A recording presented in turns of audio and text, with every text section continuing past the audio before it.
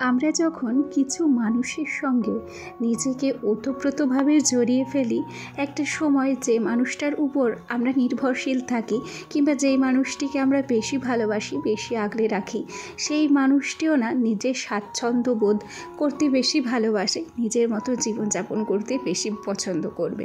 ঠিক সেই সময়টাতে না আমরা নিজেদেরকে একটু হলেও মনে হয় দুর্বল ভাববো, নিজেদের একটু হলেও খারাপ লাগবে। তাই নিজেকে এমনভাবে তৈরি করতে হবে যেভাবে তৈরি করলে যখন আমাদের সবচেয়ে কাছের মানুষটি একটু হলেও নিজের মতো নিজের জীবনটা বেছে নেবে, তখন যেন আমাদের কোনো রকমভাবে কোনো খারাপ লাগা না থাকে। যাই হোক, তারাও খোলামেলাভাবে সব কিছুই আলোচনা করব। আগে নিজের পরিচয়টা দিয়ে নিই। নমস্কার, কেমন আছো সবাই? আশা করছি সবাই ভালো আছো আর আমরাও বেশ ভালো আছি। আমি রিমি। আজকে আমার আরও একটি নতুন ব্লগে তোমাদের সবাইকে অনেক অনেক স্বাগত জানাই। আজকে সোনার স্কুল ছুটি, তাই উঠেছিলাম একটু দেরিতে। তারপর কি করলাম, বাসি কাজকর্মগুলোতে সেরেই নিয়েছিলাম। বাসি নাইটিটাও আমি চেঞ্জ করে নিয়েছি। ঘরের সামনের আমগুলো কি দারুণ হয়েছে, তাই না বলো? তোমরা অনেকেই কমেন্ট করেছো যে দিদি ভাই আম পাঠিয়ে দাও, আমের আচার বানাবো। আমি পাঠিয়ে দেব না, তোমরা আমাদের বাড়িতে এসো। আমাদের বাড়িতে আসলে আমি সবাইকে আম দেবো। আর তার থেকেও খুব বেশি আনন্দ লাগবে তোমরা যদি কেউ অন্তত একজন আমাদের বাড়ি আসো। যাকে গল্প করতে করতে ওদিকে দুধটাকে গরম করতে বসিয়েছি আর বসিয়েছি চা। আর এই যে চৌকো ট্রেটা দেখছো, ট্রেটা না এখন আমি গ্যাসের উপরেই রাখি। কেন কি বলো তো, যখন রান্না করি তাড়াহুড়ো করে হাতা খুন্তি দিয়ে তরকারি নাড়ার পর চট করে সেই হলুদ মাখা তরকারি মাখা খুন্তিটা ঠাস করে আমরা গ্যাসের উপর ফেলে দিই। ঝট করে গ্যাসটা কিন্তু তখন আমার নোংরা হয়েই যায়। তাই যদি একটা ট্রে রাখতে পারি তাহলে কিন্তু গ্যাসটা খুব একটা নোংরা হয় না, তরকারিটা অতটা ছিটে ফোটা পড়ে না। পরে গ্যাসটা হালকা পাতলা করে মুছে নিলেও গ্যাসটা পরিষ্কার হয়ে যায়, খুব একটা মোছামুছি করা লাগে না। আর ট্রেটা তো ধুয়ে নিলেই ব্যাস হয়ে যায়। জানো, আজকে না আমি লিকার চাই করেছিলাম, তবে ওই যে বললাম তাড়াহুড়ো করে কাজ করলে কাজ কিন্তু ভুলভ্রান্তি হয়ই। আমি আজকে কেনা জল দিয়ে চা করতে ভুলেই গেছি। আর ওই কলের জলের চায়ের কালারটা এত বাজে লাগে, সেটা খেতেও বিশ্রী লাগে। তাই ঘরে দুধ ছিল, দুধ দিয়ে আজকে একটু দুধ চাই করে ফেললাম। কপালে যার যেদিন যেরকম খাবার লেখা থাকবে তার কিন্তু সেরকমই হবে। কপাল কিন্তু মানতেই হবে, সত্যি কথা বলতে। তো যাই হোক, চাটুকুকে নিয়ে সোজা চলে এলাম বাইরে। সোনা এখনও ঘুমিয়ে আছে, তাই তৃপ্তি করে চাটুকুকে খেয়ে নিলাম। চাল ধোয়া জলটা এখন একটু মানি প্ল্যান্টে দিয়ে নেব। কিছু মানি প্ল্যান্টের না আগা কেটে নেব। কেন কি বলো তো, এই মানি প্ল্যান্টগুলো কি হবে, আরও লতিয়ে লতিয়ে বড় হবে, অথচ ঝাঁকড়া হবে না। আজকে মশারিটাকে একটু ধুয়ে দেব। এই মশারিটা যবে কিনেছিলাম সেদিন থেকে একবারও ধোয়া হয়নি, খুব একটা ধোয়ার প্রয়োজন পড়েনি। তবে আজকে যেহেতু ছুটির দিন ছিল, দেখলাম মশারিটা ধোয়া কাচা করে রাখি। কেন কি শনি রবিবার ছাড়া কখনোই আমাদের ধোয়া কাচা হয় না।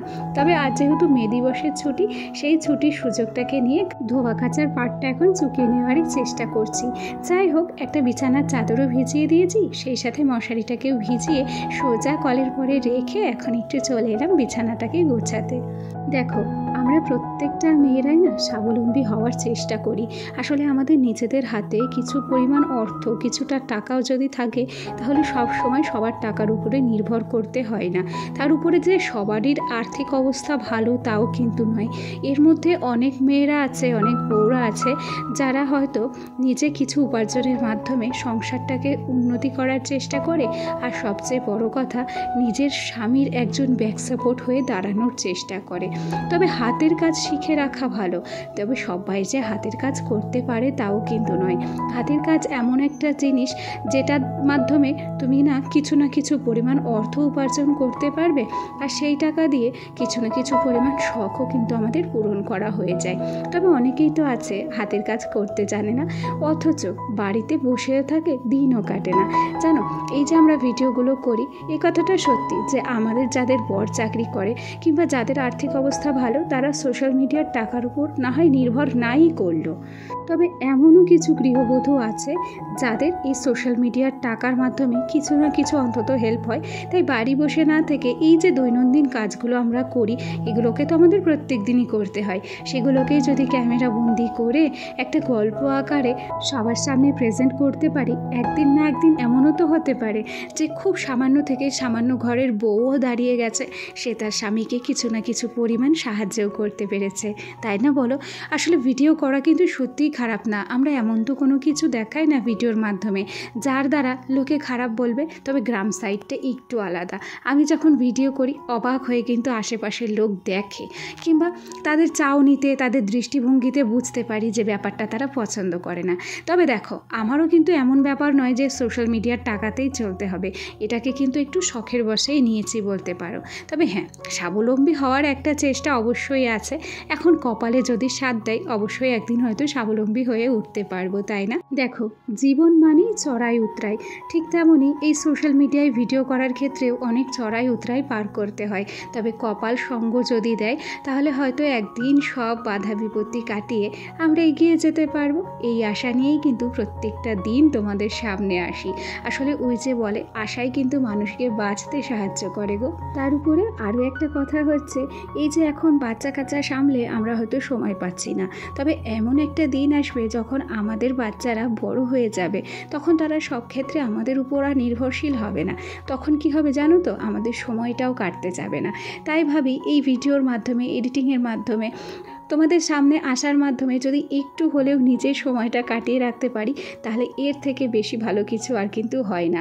দেখো, তারা যখন তাদের মতো হয়ে যাবে তখন আমাদেরও তো সময় কাটানোর জন্য একটা জিনিস দরকার না? সুতরাং নিজেদের সুবিধার্থে, নিজেদের সময় কাটানোর জন্য, নিজেদের স্বামী সন্তান ওরা যখন নিজের কাজে ব্যস্ত হয়ে যাবে, তখন নিজেদের একাকিত্ব কাটানোর বিকল্প হিসেবে এই ভিডিও করাটাকে কিংবা নিজেদের কোনো হাতের কাজ করাটাকে আমরা তো বেছে নিতেই পারি। তাতে করে তো কোনো ক্ষতি হয় না। চলো, গল্প করতে করতে কত কথাই বলে ফেলেছি, আর সেই সাথে সাথে ধোয়া কাচা কমপ্লিটও হয়ে গেছে। ওই যে আমাদের বাড়ির আতুর বেরিয়ে গেছে, আজকে না আমরা পুজো দিতে পেরেছি, আর ঠাকুরকে অনেক রকম ফুল দিয়ে পুজো দিয়েছি। আমার সিংহাসনটা কিন্তু ভারী সুন্দর লাগছে দেখতে। এ পর্যায়ে ছেলের ছুটির জন্য এসেছি হচ্ছে বাবার বাড়ি। দেখো, আমাদের বাড়িতে কত ড্রাগন ফলের গাছ বেরিয়েছে, এগুলোকে আলাদা আলাদা করে লাগানো হয়েছে। কি সুন্দর হয়েছে না গাছগুলো! সমস্ত গাছ আমার মা লাগিয়েছে। তবে আরও যে কত ড্রাগন ফলের গাছ আছে আমাদের বাড়িতে, সমস্তটাই তোমাদেরকে না এর পরের দিন দেখাবো। আজ তো সবে অল্প কিছু দেখালাম। এখান থেকে ভাবছি দুটো গাছ আমি ও বাড়িতে নিয়ে যাব, আর যত্ন করে লাগিয়েও দেব। না জানি এরা কবে বড় হবে, তবে আশা আছে যে হ্যাঁ, এরা যখন এতদিনও পর্যন্ত টিকে রয়েছে তাহলে অবশ্যই একদিন না একদিন এরা কিন্তু বড় হবেই। ভারী সুন্দর লাগছিল দেখতে, তাই না? যাকে, আমার আজকের ভিডিওটি তোমাদের কেমন লাগলো কমেন্ট করে জানাতে ভুলবে না। আজ আসি গো, কাল আবার দেখা হবে। সবাই ভালো থেকো, সুস্থ থেকো। টাটা সবাইকে।